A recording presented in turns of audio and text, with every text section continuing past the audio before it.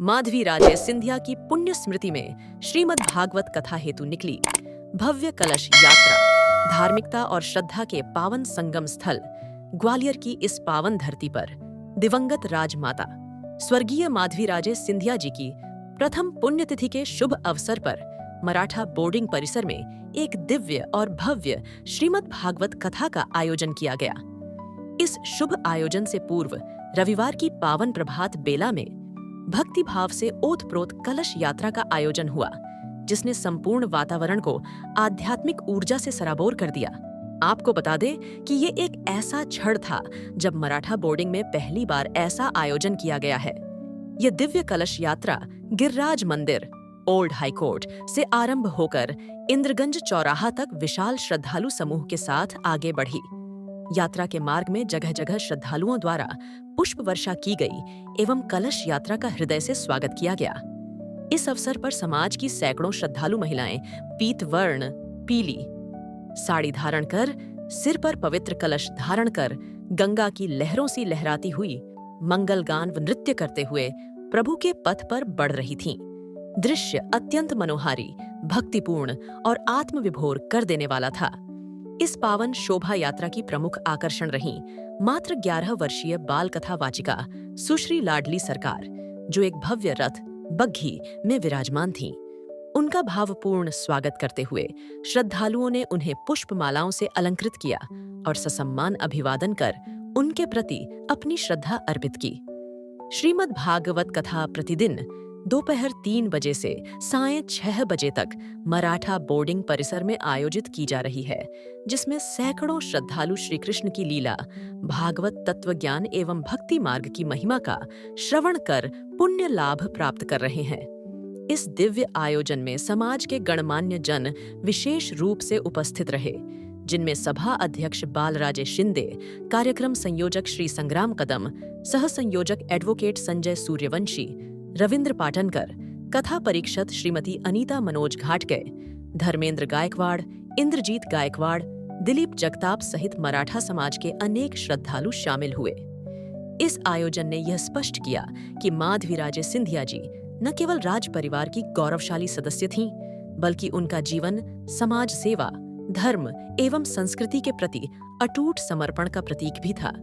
उनकी पुण्य स्मृति को समर्पित यह श्रीमद् भागवत कथा श्रद्धालुओं के लिए आत्मिक शांति, भक्ति एवं मार्गदर्शन का माध्यम बन रही है।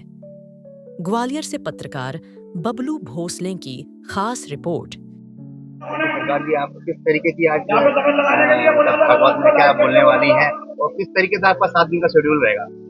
आज भागवत का पहला दिन है, तो सबसे पहले आज सुखदेव जी का जन्म होगा, उनका परीक्षित जी को श्राप लगेगा और कथा प्रारंभ होगी। द्वितीय दिवस में परीक्षित जी को श्राप लगेगा, तृतीय दिवस में ध्रुव चरित्र होगा एवं सती चरित्र होगा, चतुर्थ दिवस में कन्हैया का जन्म होगा और राम जी का भी जन्म होगा। 5वें दिन श्री कृष्ण की लीलाओं का वर्णन होगा और छठे दिन रुक्मणी कृष्ण विवाह होगा और 7वें दिन परीक्षित जी का मोक्ष होगा। आप कितने वर्ष से ये लगातार कथा करती है? मैं तो बचपन से ही भागवत करती आ रही हूँ। मैंने उत्तराखंड पे बैठकर केदारनाथ पे तपस्या करी थी, तभी से मुझ में एक ऐसी लगन आ गई थी कि बस मुझे कथा करना है। अब आप आगे क्या आपका विचार है, मतलब लगातार ये सब जारी रहेगा? जी बिल्कुल, मुझे सिर्फ और सिर्फ कथा करनी है, क्योंकि मुझे कन्हैया की भक्ति बहुत प्रिय है। कहना के अलावा भगवान शंकर की कथा किस तरीके की करती हैं आप? कथा तो भगवान श्री कृष्ण की करती हैं। किसको और मानते हैं अपना आराधना? शंकर जी को। शंकर जी को। उनके बारे में कुछ बताएंगे आप? शंकर जी मुझे बहुत प्रिय है, क्योंकि मैंने उनकी तपस्या भी करी थी, इसीलिए मुझे बचपन से ही वो बहुत प्रिय है। ऐसा कहा जाता है कि भगवान श्री कृष्ण शंकर जी की पूजा करते हैं और शंकर जी भगवान श्री कृष्ण की पूजा करते हैं। आप किस उम्र की थी जब आपने ये कथा स्टार्ट की? मैं 16 महीने की थी, तब से मैंने ये कथा चालू करी। मुझ में ऐसी लगन आई कि बस मुझे कन्हैया की कथा करनी है। आपके घर वाले किस तरीके से सपोर्ट करते रहे अभी तक? मेरे माता पिता को मैंने बचपन से ही भगवान का भजन पूजन करते हुए देखा और सब उन्हीं से सीखा है। देखिए, वैसे तो मराठा समाज में अपन देखें तो मराठा बोर्डिंग पहली बार ये भागवत करने जा रहा है। श्रीमद् भागवत कथा का क्या फल है सब जानते हैं। मराठा परिवार, मराठा पद्धति में इसका चलन कम है, लेकिन आज इतने वर्षों बाद पहली बार मराठा शिक्षक सभा मराठा बोर्डिंग भागवत कथा का यह आयोजन 4 मई आज से आने वाले 10 मई तक कर रही है। चूंकि आज के दिन महाराज श्रीमंत राजमाता विजया राजे सिंधिया दिवंगत जो हमारी है माता है, हमारे ग्वालियर की पूरी माँ है, उनका आज पुण्यतिथि है। आज के दिन वो हमारे से परलोक सिधार गई थी, आज उनकी पुण्यतिथि भी है। तो उस आज के इस आयोजन को उसके साथ जोड़ा गया है और उनकी याद में आज यहाँ पर इस तरह का आयोजन हम लोग कर रहे हैं। किस तरीके का प्रोग्राम रहेगा, क्या क्या रहेगा इसमें, साथ में रहेगा? देखिए, यहाँ पर जो प्रोग्राम होगा इसमें जो लाडली सरकार उत्तराखंड की मानी हुई कथावाचक है, 11 साल की बच्ची है जिसको मुखाग्र ये कथा याद है, उन्होंने स्वीकृति दी और उन्हीं वही यहाँ पर आज आई है इस कथा का सार आगे देने के लिए। और इसमें 4 तरह के प्रोग्राम मेन रखे हैं, जिसके अंदर श्री कृष्ण लीला, सुदामा चरित्र, रुक्मिणी कृष्ण का विवाह, ये सारे प्रोग्राम यहाँ पर किए जाएंगे। कथा शाम को 3 बजे प्रारंभ होगी और 7 बजे तक चलेगी। 10 मई को आखिरी में भंडारे का आयोजन किया गया है, पूर्ण आहुति के साथ भंडारा किया जाएगा। मैं ग्वालियर के सभी लोगों से आग्रह करता हूँ कि आप लोग यहाँ पर आए और लाडली सरकार के द्वारा जो भागवत कथा का आयोजन हो रहा है उसका पूर्ण आनंद लें। इसके अलावा कोई भजन संध्या वगैरह कुछ? जैसा कि अपन जानते हैं जब भागवत कथा होती है तो बीच में कथा भजन होते ही है, तो जब कथा प्रारंभ होगी तो कथा के प्रारंभ में और कथा समाप्त होने के बाद भजनों का आनंद आपको जरूर मिलेगा। बता दे जरा तेरा दीवाना कैसे हुआ सावरा, राधा रानी में बता दे जरा तेरा दीवाना कैसे हुआ सावरा। राधे राधे गे, राधे राधे रे, हर घड़ी बाबरा, राधे राधे रे, हर घड़ी बाबरा। तेरा दीवाना कैसे हुआ सावरा, तेरा दीवाना कैसे हुआ सावरा।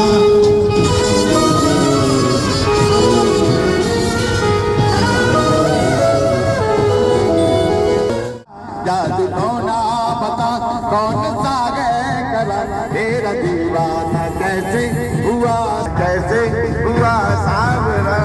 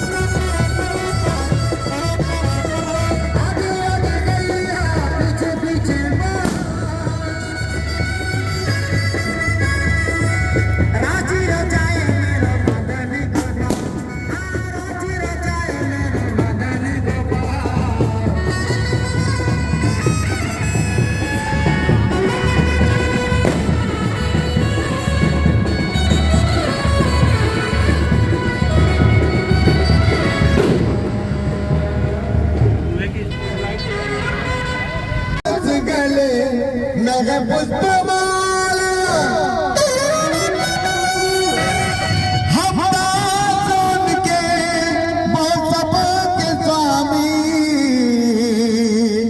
अनजान हम थे अंतर्यामी शीश झुकाओ नाम गाओ जय बोलो विष्णु के अवतारी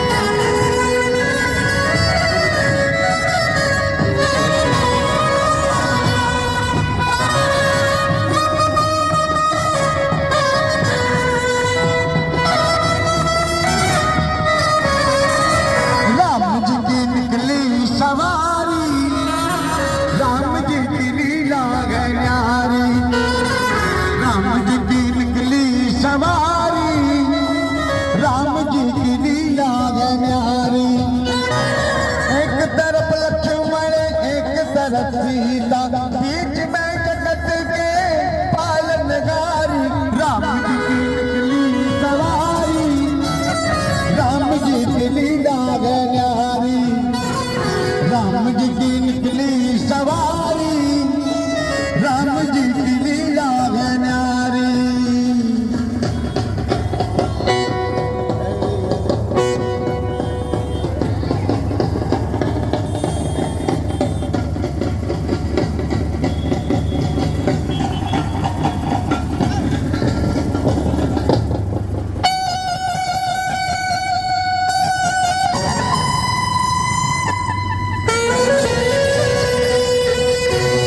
धीरे चला रथ ओ रथ वाले तो खबर क्या हो बोले भाले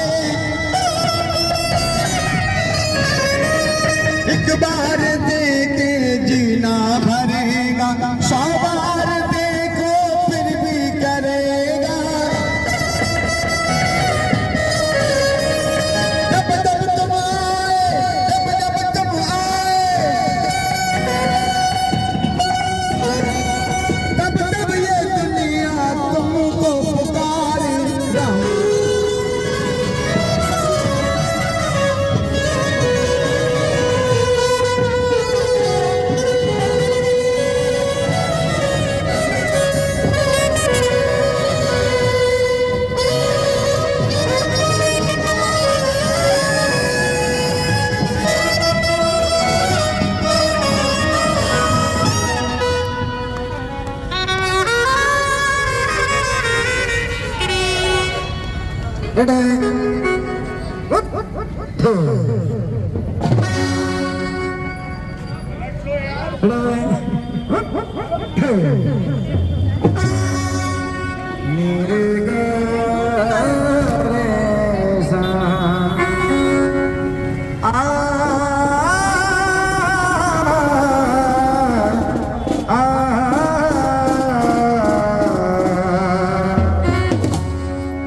सजा दो सजा दो मेरे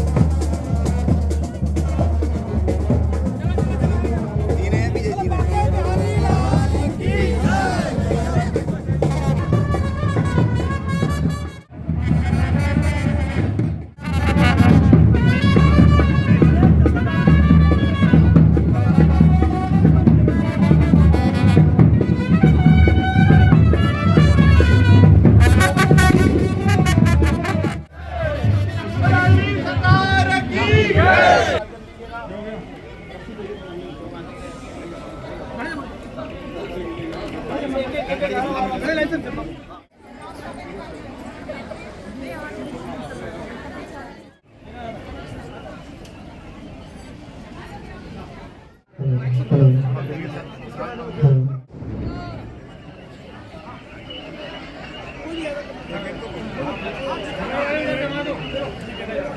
बस लाइव है, आपसे प्रार्थना है इस लाइव वीडियो को शेयर करें। तो आप देखे कर रहे हैं इस वक्त लाडली जी सरकार 11 वर्ष की उम्र है।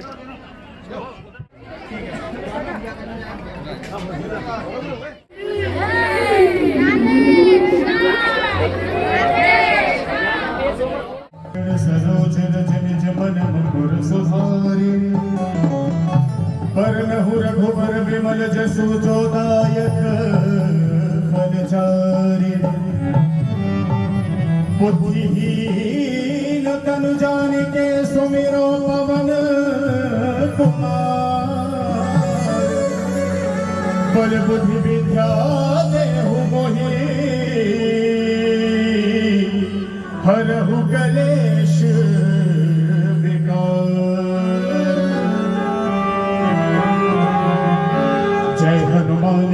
गुण सागर जय कपीस तिहु लोक उजागर राम दूत अतुलित बल धाम अंजन पुत्र पवन सुत महावीर विक्रम तुम निर्वार तुम विजय कंकर करण विराज सुरेश कानन कुंडल कुंडल केशा हाथ बाज और ध्वजा विराजे कांधे मूज जनेऊ साजे शंकर सुमन के श्री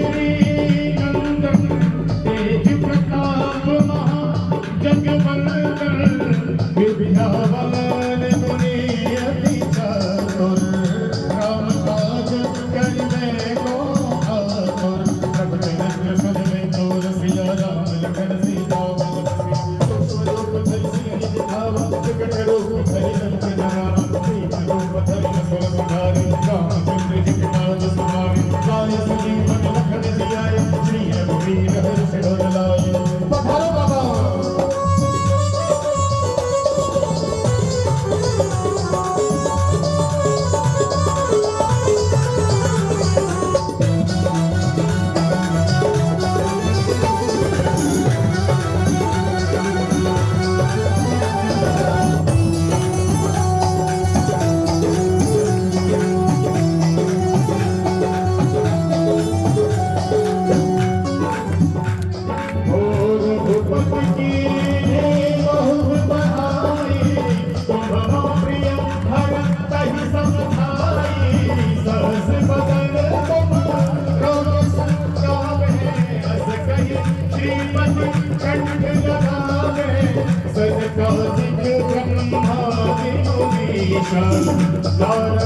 शारद सहित अहिंसा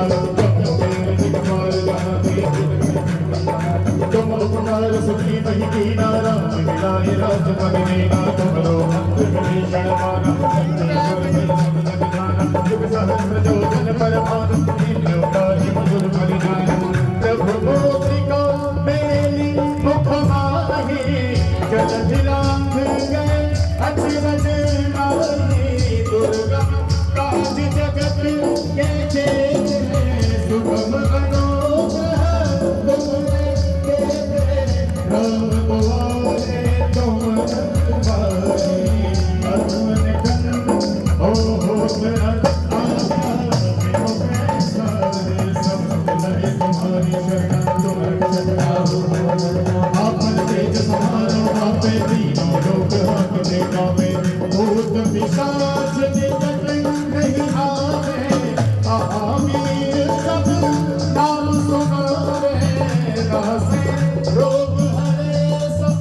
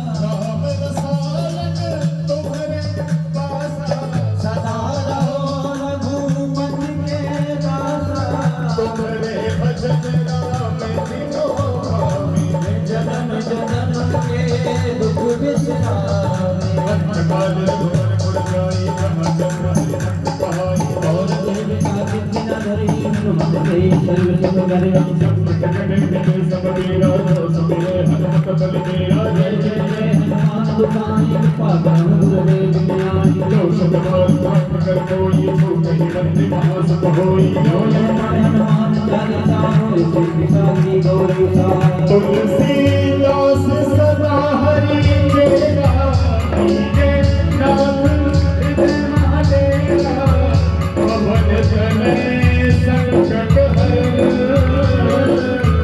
मंगल मूर्ति राम लखन सीता सहित हृदय बसहु सुर भूमि श्री रामचंद्र की जय पवन सुत हनुमान जी की जय गोस्वामी तुलसीदास जी की जय श्री राधे श्याम नमः पार्वती पतय हर हर महादेव शंकर। और आइए योग जायतः ये अमर ग्रंथ ये मुक्ति पंथ ये पंचांग वेद निराला है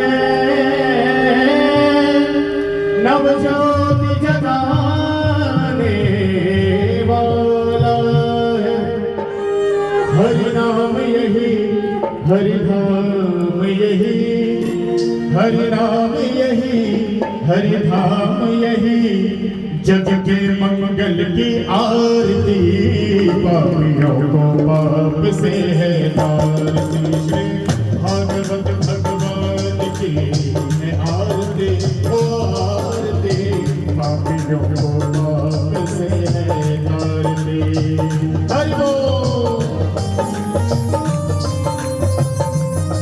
श्री राधा रमण दास की जय हो श्री राम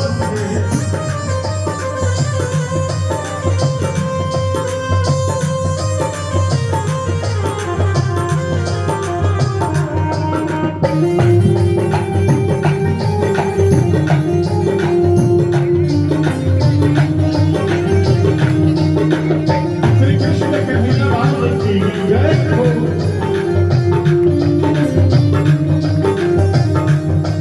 ये शांति गीत पावन पुनीत पापों को मिटाने वाला है हर दर्श कराने वाला है ये शांति गीत पावन पुनीत पापों को मिटाने वाला है हर दर्श कराने वाला है ये शांति गीत पावन पुनीत पापों को मिटाने वाला है हर दर्श कराने वाला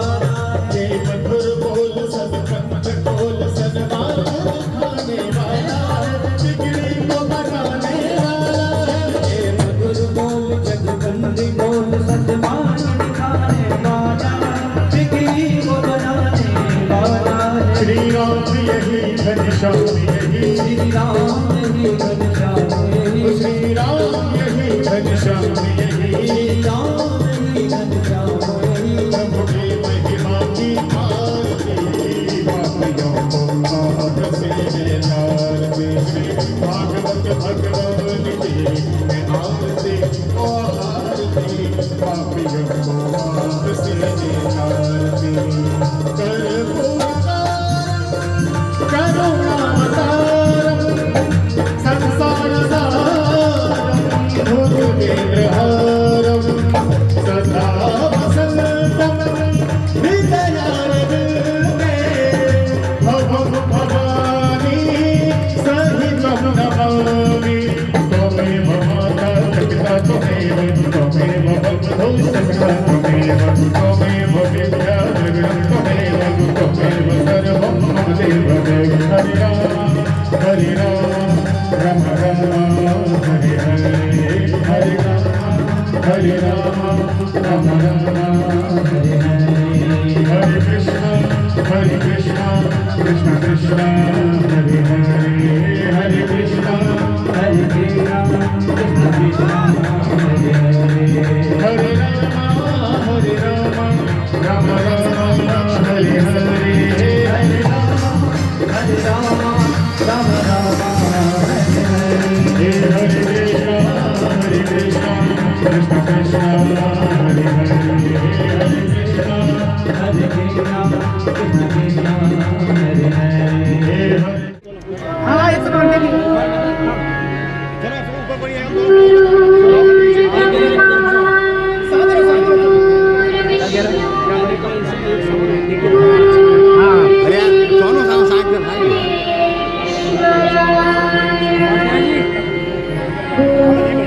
साक्षात् परब्रह्म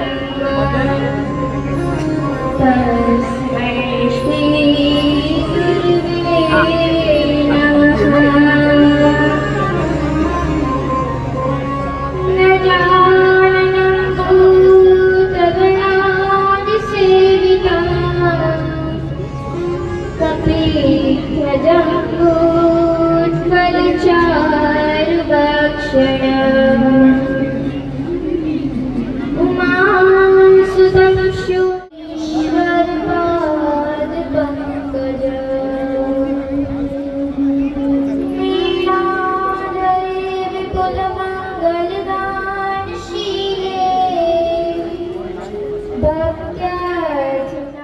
और वंदन करती हूँ और आप सभी श्रोताओं का जो यहाँ सभी उपस्थित हुए हैं उन सबका भी अभिनंदन करती हूँ। तुम्ही सर्व लोका आले मला महार आनंद झाला ह्याचे करतामी तुम्ही सर्व लोकांचा आभार हृदय प्रकट एवं सर्व लोकांना नमस्कार करते।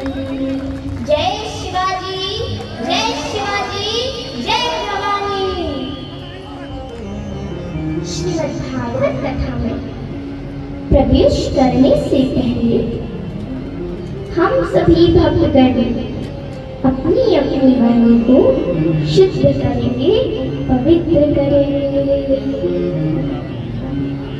जय जय श्री राधा रमण जय जय नवल किशोर जय गोपी चित चोर प्रभु जय जय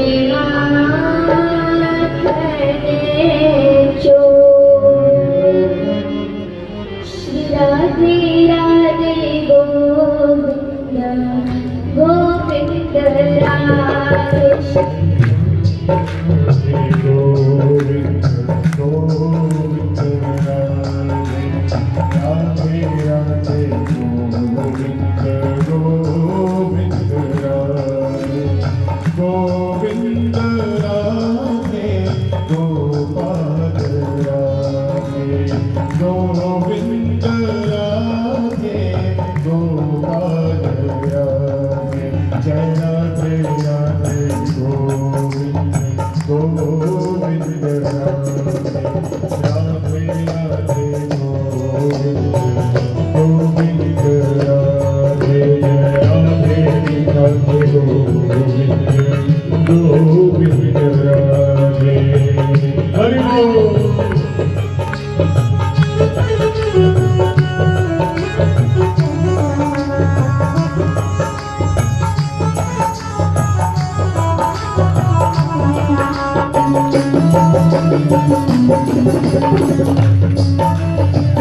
सभी सारी सेवा करते हुए गाँव के बाहर सभी गई है। गोविंद राधे गोपाल राधे, गोविंद राधे गोपाल राधे, जय राधे राधे गोविंद गोविंद राधे, राधे राधे गोविंद गोविंद राधे, गोविंद राधे गोपाल राधे, गोविंद राधे गोपाल राधे, जय राधे राधे गोविंद गोविंद राधे, जय राधे राधे गोविंद गोविंद राधे। और मानव जन्म का मूल उद्देश्य ईश्वर प्रभु की प्राप्ति करना ही है। और यह प्राप्ति का सरल और सुगम मार्ग है श्रीमद् भागवत कथा। क्षितिजल पावक गगन समीरा, पंच चित्त अदम शरीरा।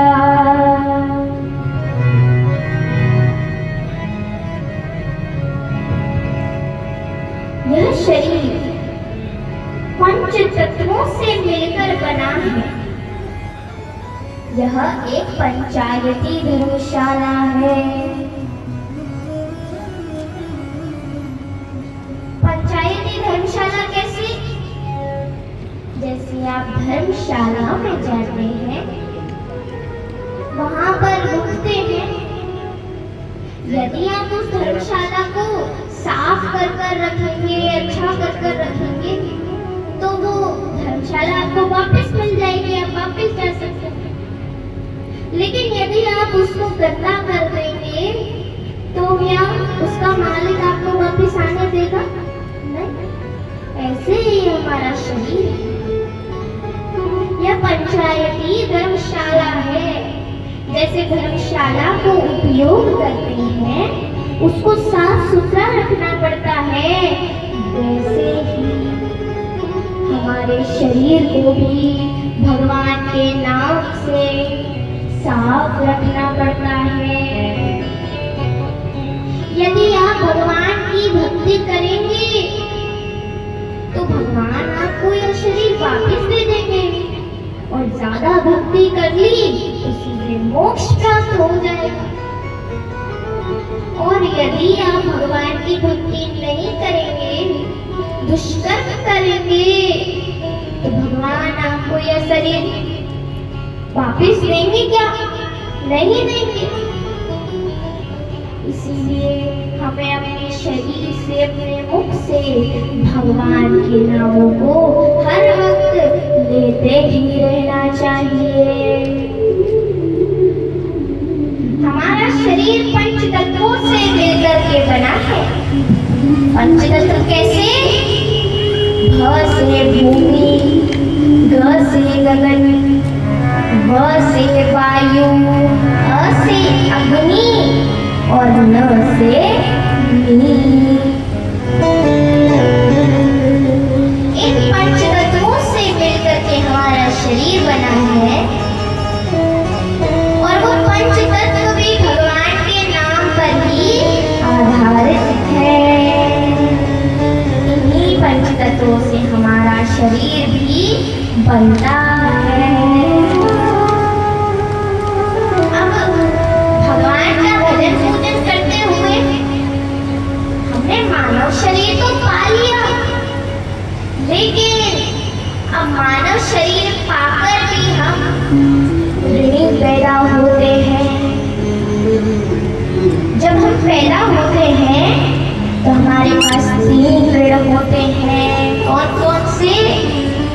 देवर्ण, ऋषिर्ण और पितृण। देवर्ण से उर्ण होने के लिए हमें मंदिर का निर्माण करना चाहिए। अपने देवी देवताओं का सम्मान करते हुए अपने धर्म का प्रचार प्रसार करना चाहिए और हम सभी सनातनियों को नियमित रूप से तिलक लगाना चाहिए।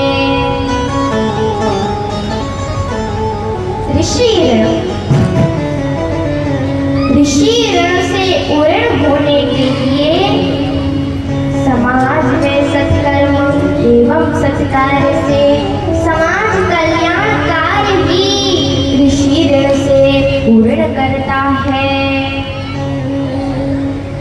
हमारे वंश को आगे बढ़ाने का आशीर्वाद हमारे ऋषि ही प्रदान करते हैं।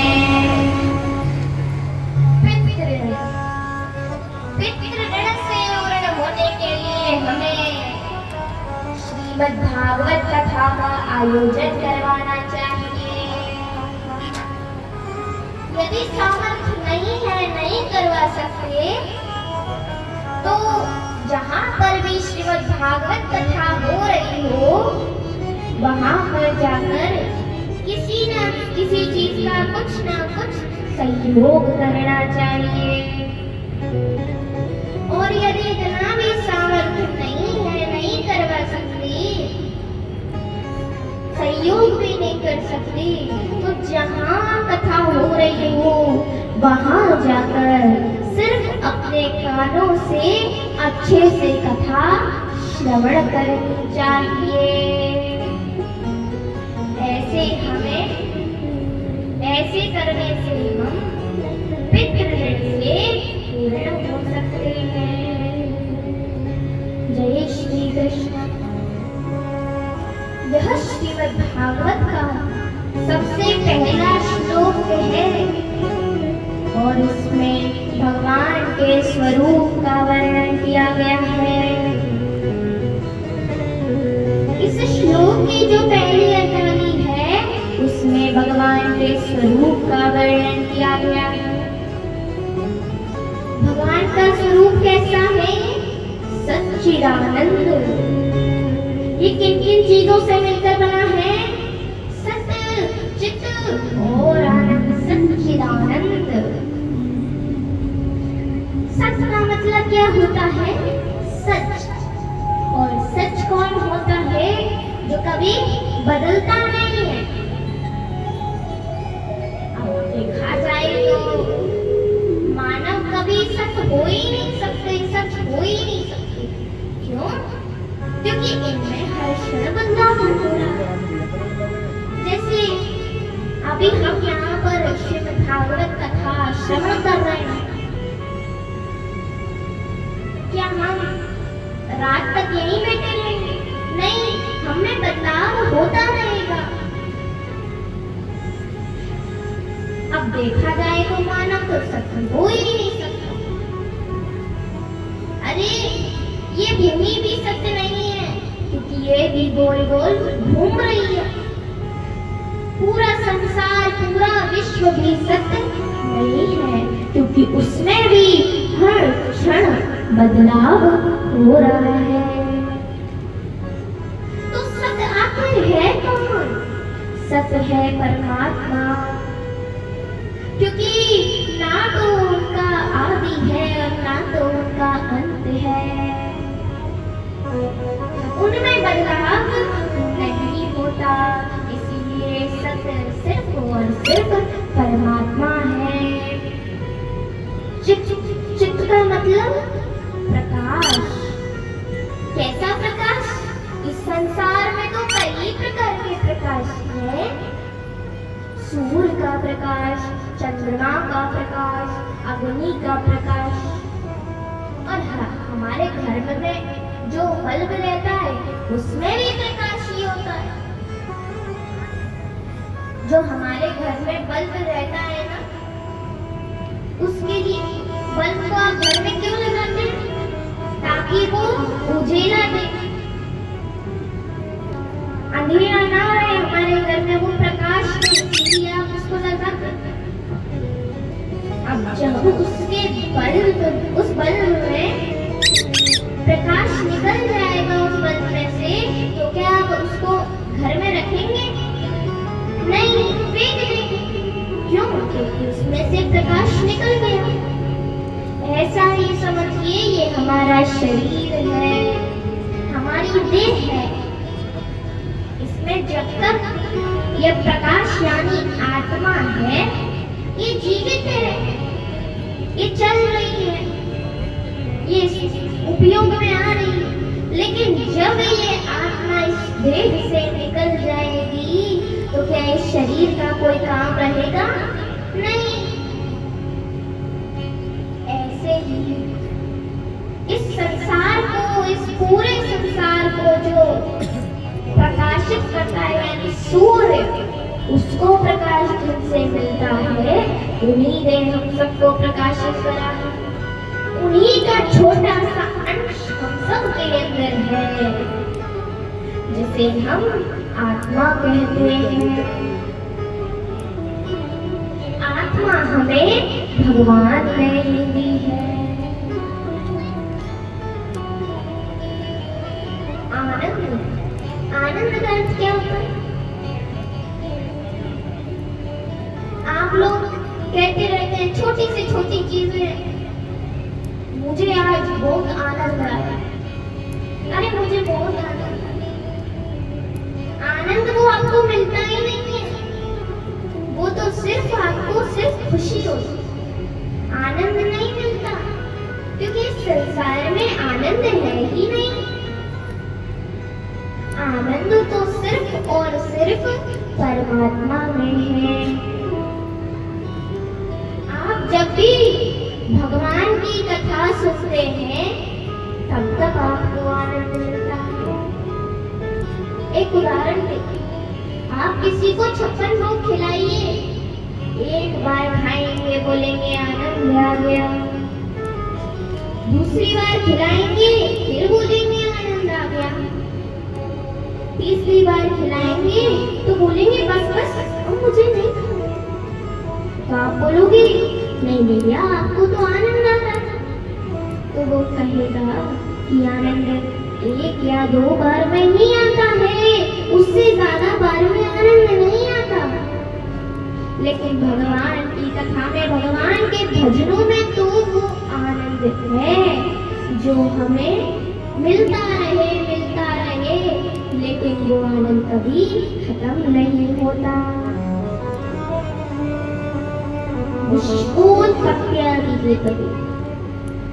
भगवान 3 प्रकार के कार्य करते हैं।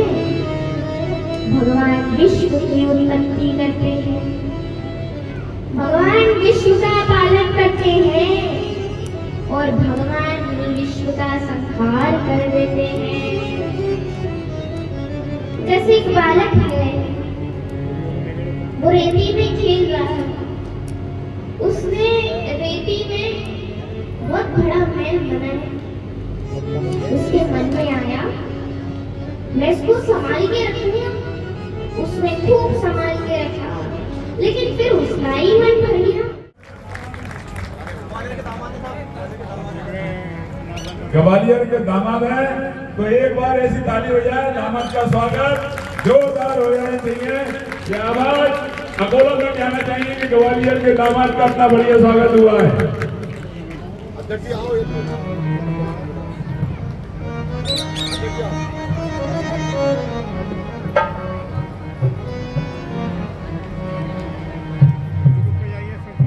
तेरा साथ निभाएगा,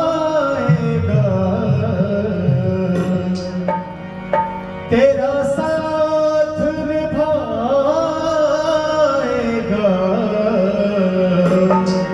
कब जब विश्वास जरूरी है, विश्वास जरूरी है। तेरा साथ निभाएगा,